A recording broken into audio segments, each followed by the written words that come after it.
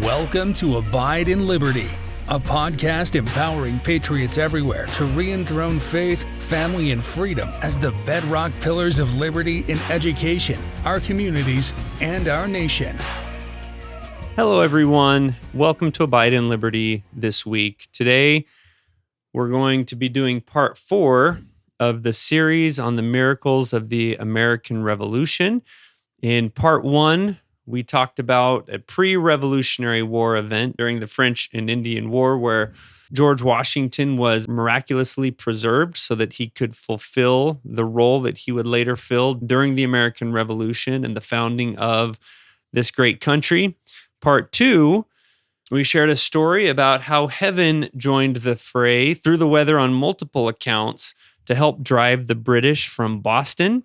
And then last week in part 3, I shared a story about how when George Washington and the Continental Army were trapped and the outlook was hopeless on Long Island during the Battle of New York, that once again the weather hampered the British and gave the Americans the cover that they needed to sneak off Long Island under the noses of the British and live to fight another day. Without that, the war would have been over then and there, just a few months after the signing of the Declaration of Independence. Well, fortunately, the war wasn't over. And today we're going to talk about another set of miracles that led to the Battle of Trenton. This is, this is actually a pretty famous story, the crossing of the Delaware by George Washington and his army to launch a surprise attack on Trenton. But I bet that there are details about this battle that you haven't heard of before, and you probably haven't heard about some of the miracles that led to another important victory just days after the Battle of Trenton in Princeton, New Jersey. So we're going to talk about both of those things today. After George Washington and the Continental Army escaped Long Island during the Battle of New York, this began a few months of miserable retreat and further defeats in as Washington was retreating. There were a couple spots where they attempted to make another stand, only to be driven from those forts and those places of security that they had built up. And over the course of this long, miserable, humiliating retreat, they end up in late December in Pennsylvania across the Delaware River from Trenton, New Jersey. So in December, in the Northeast, for those who are familiar with that, this is not a pleasant time of the year to be outside in. It's cold. These soldiers are exhausted, completely demoralized. Many of them are completely ill-equipped for the cold. Many of them at this point, after months of campaigning and months of retreat, are wearing little more than rags. They've left footprints on the bloody footprints behind them as they retreated to the banks of the Delaware River. Not only that, but their leader, as I try to put myself in George Washington's shoes, he came into this warning Congress that he was ill-equipped and not qualified to take on this task, but he said that he would do his best, rely on God and hope for the best. So he must have, in attempting to take and hold New York and the miserable defeat that was, I talked last week about how his desire to protect and keep the British out of New York was ill-advised from the outset. There was no way that he was going to be able to do that with his force against the advantage that the British had in and around New York with their navy when the Americans had none. And I can imagine if I were George Washington, I would just, as I'm trying to keep my soldiers from being, captured by the British during this retreat, just beating myself up. If it were me, I'd be saying, I knew I couldn't do this, and this is proof. I'm the wrong person for the job. This isn't going to work. We've just been clobbered. This is the end. This is it. Not only that, but when they arrived on the banks of the Delaware River, the entire army, their enlistment, so the soldiers enlisted for a year at a time back then. So And it was done from January 1st through December 31st. So they're days away from the entire Continental Army disbanding, and knowing full well that nobody in their right mind would want to enlist in the army when it had been clobbered so severely, and when by all accounts the war was over. The Americans were defeated. This was it. So Washington, knowing all of this, knew that the army was getting ready to disband. What would you do in that position? I don't know what I would do, but I've got a pretty good idea, and it wouldn't be to do what he did. Rather than throw in the towel, he doubled down and threw a Hail Mary pass that should not have worked. By all accounts, this was doomed from the start. Now, what would inspire him to try something as crazy as crossing the Delaware and attacking the German Hessian soldiers in Trenton? And just a quick note on these German Hessian soldiers, the British were the most powerful fighting force in the world, but the Hessians were the most feared. This was a mercenary army.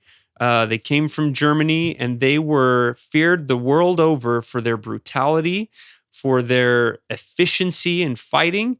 And this was the group that Washington was going to go try and take. His ragtag, bedraggled, demoralized army. He was going to try and cross this river and take on these guys. What would inspire him to do that after this long series of just what had to have been shameful defeats for him? First Nephi chapter 13, verse 15 reminds us this was a vision that Nephi saw of the settling and the founding of America. He said, I beheld the Spirit of the Lord, that it was upon the Gentiles, and they did prosper and obtain the land for their inheritance. It was foreordained that this land would be set up as a free nation. God was there inspiring him. There is no other reason why he should have done this. Not only that, but the British, after the defeat at New York, extended an olive branch to the Americans and all of the American leaders. This would have included George Washington, saying that if you surrender, if you stop this madness, all is pardoned, all is forgiven, and we can go back to the way things were before. So again, not only is Washington justified in beating himself up, probably, for all of these defeats, but he's just been given an escape route. He's just been given an out where he can give up. No one would have blamed him at this point. By all accounts, this was, the American Revolution was a fun idea, but it wasn't going to work.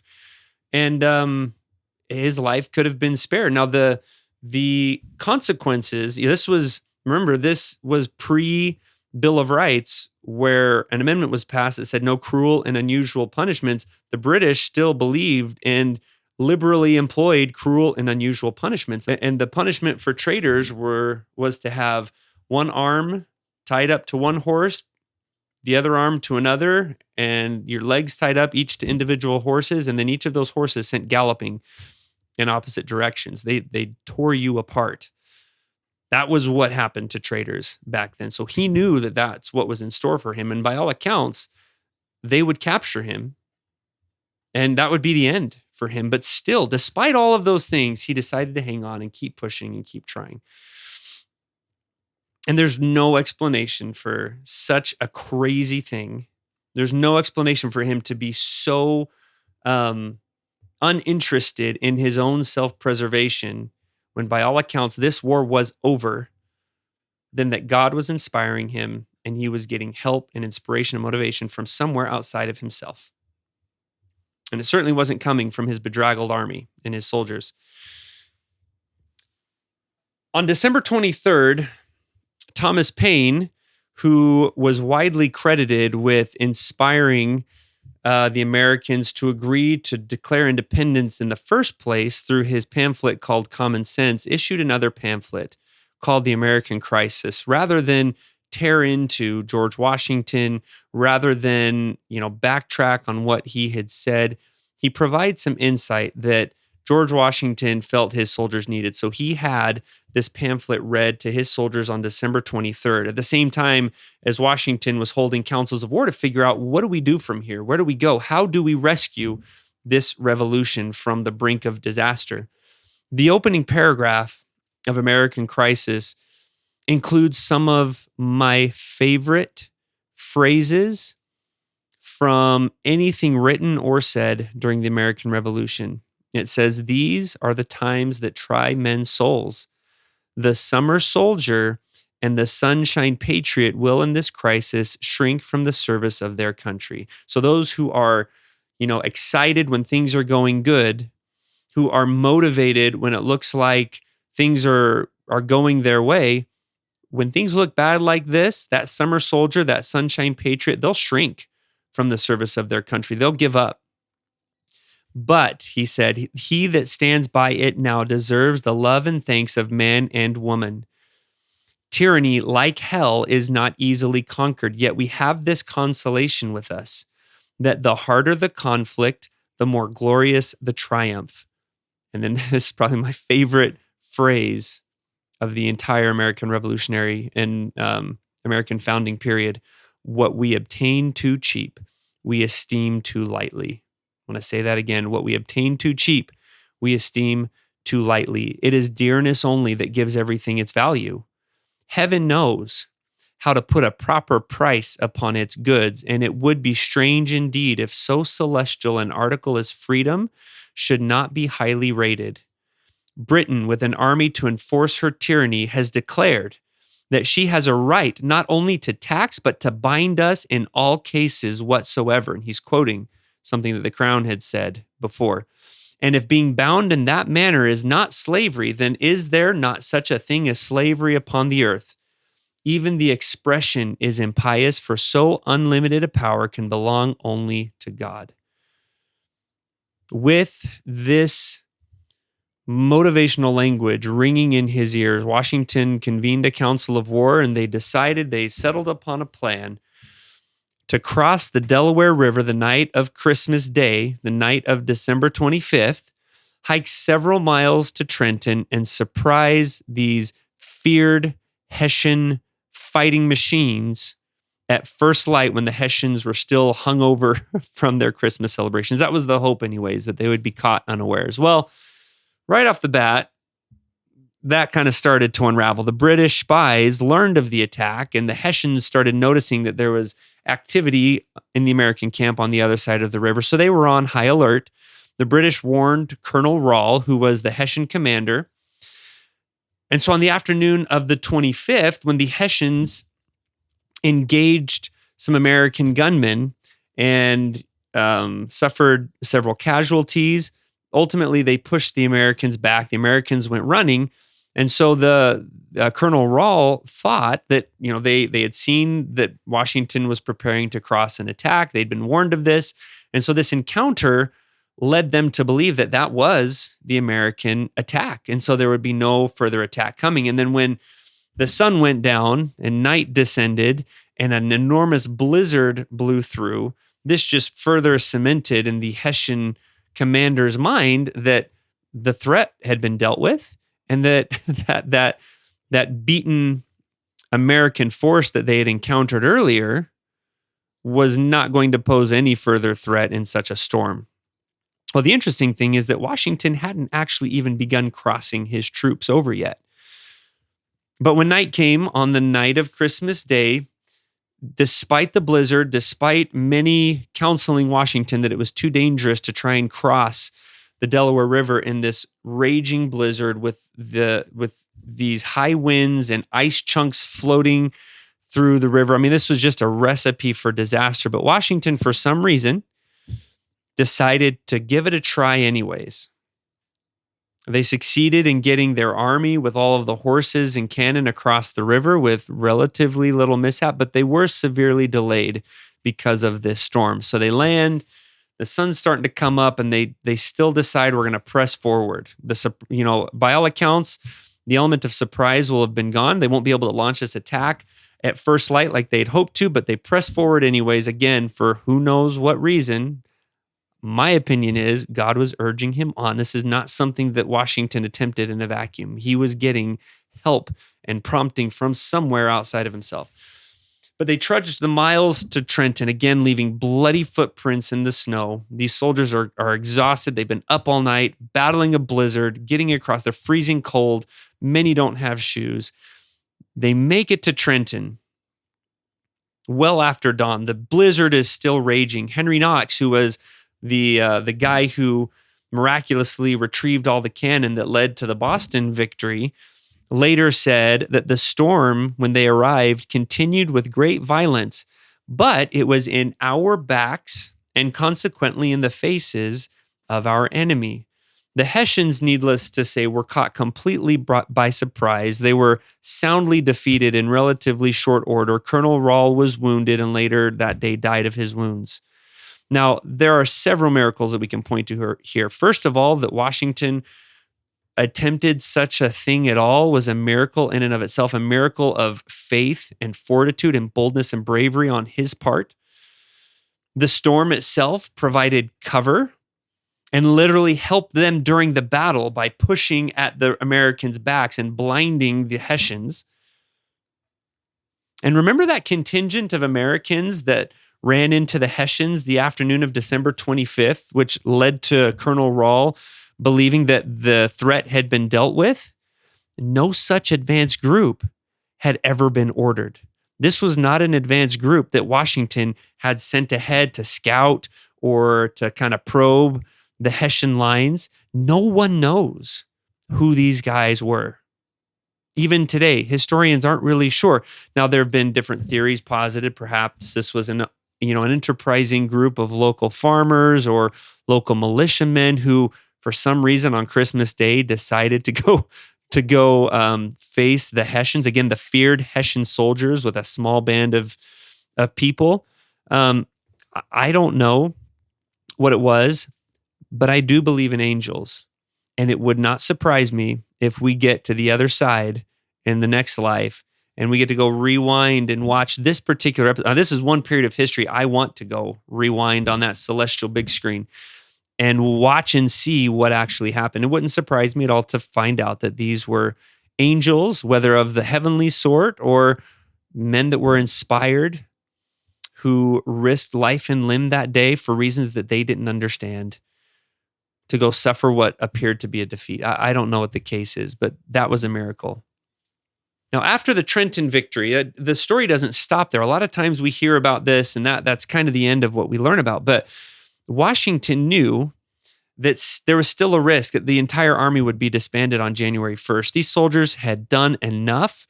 They had been through the darkest moments of the American Revolution to this point, and no one would have blamed them for going home and saying, I've done my duty. I've fulfilled my patriotic duty. And they had. They had suffered miserable defeats and they had braved terrible conditions to bring about an incredible victory right when it seemed like all was lost. But Washington knew he couldn't let the army disband at that point. So he called everyone together, asked for them to stay longer, and asked for anyone who would be willing to extend their enlistment just a little while longer to step forward. And nobody did.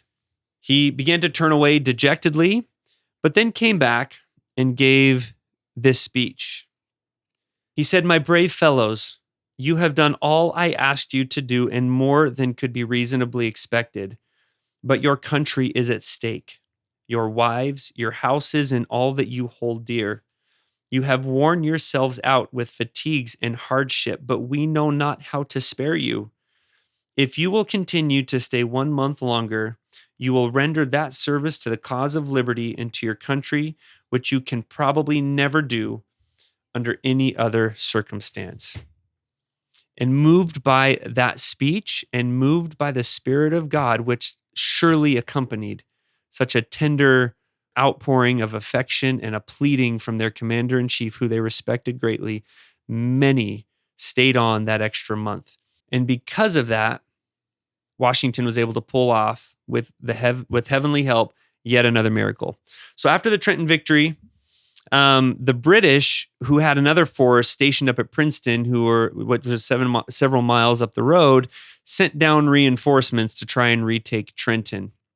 They were slowed in getting there to begin with because of how muddy the roads had become after this nasty blizzard had blown through.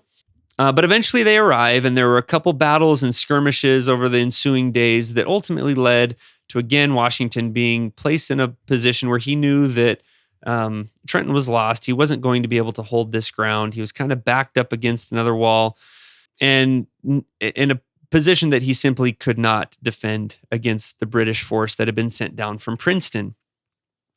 So on the night of January 1st, as the British bed down and prepare for their final assault to end the American Revolution, Cornwallis, who was the leader of the British troops, was quoted as saying that we'll bag the fox in the morning.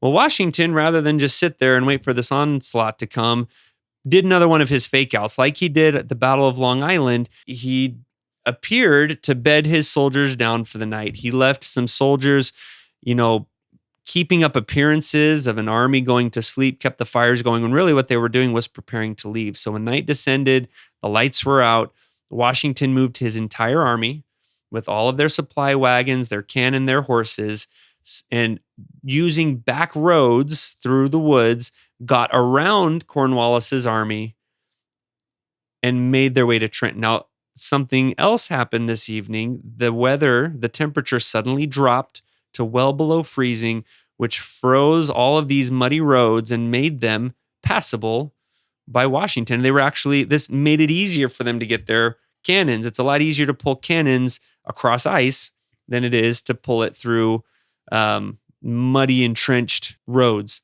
So Washington made great time, was able to get around Cornwallis's army. This is just a few days after pulling it, the overnighter with Trenton. He's making his soldiers do this once again. They get around Cornwallis, and by the time the British wake up in the morning to attack Washington's position and they find it empty, Washington's launching his surprise attack on Princeton. Now, a couple things were good here. Cornwallis had left kind of a skeleton crew to run Princeton. He'd taken most of his army down, never dreaming that Washington would attempt something like this. But even that being said, the British were on high alert. And the British at Princeton put up a better fight than the Hessians did. And knowing that knowing that his soldiers would need some additional motivation to keep moving forward, Washington rode out in front to within 30 yards of enemy lines, urging his soldiers on. And it was there that he called out for his army to fire, which they did, and the British returned fire. There was one soldier, one of the officers, who covered his eyes when the British returned fire because he was certain that with Washington way out in front like that, he was a sure target for British muskets, and he'd be toast. No sane leader at this time would ride to the front like that. Most generals kept themselves safely in the back so they could direct troop movements and see what was going on. Not Washington. He was right out in front, and by all accounts, he should have been shot from his saddle by hundreds of bullets at this point.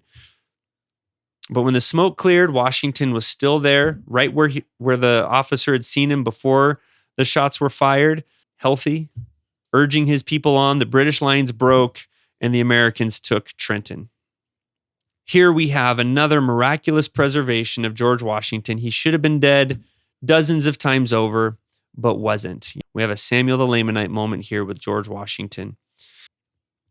After this success and after looting the wagons and taking the British prisoners, Washington didn't stick around and wait for the army to be called back up from Trenton. He left quickly and entrenched themselves for the winter in the mountains of New Jersey to wait for the coming of spring before they would consider any other military action. Now, the effect that these two back-to-back victories had when things seemed darkest, the effect that had on American morale, on every pro-freedom American in all 13 colonies, cannot be overstated.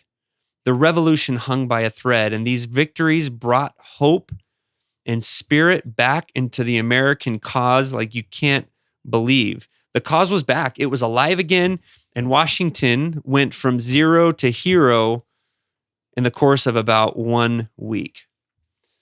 Now, the lessons that I take from this and that I that I'm reminded of when I review this story is that no matter how bleak things look, never give up. When God inspires you to do something, do it. No matter how crazy or hopeless it seems, He sees more than we do. Another thing that, that comes to mind when I hear stories like this is that our physical weakness doesn't really matter. If we have a strong connection with God, He can and will step in when needed and in miraculous ways. In this case, He stepped in to fill that weakness and keep His revolution alive, because it truly was His.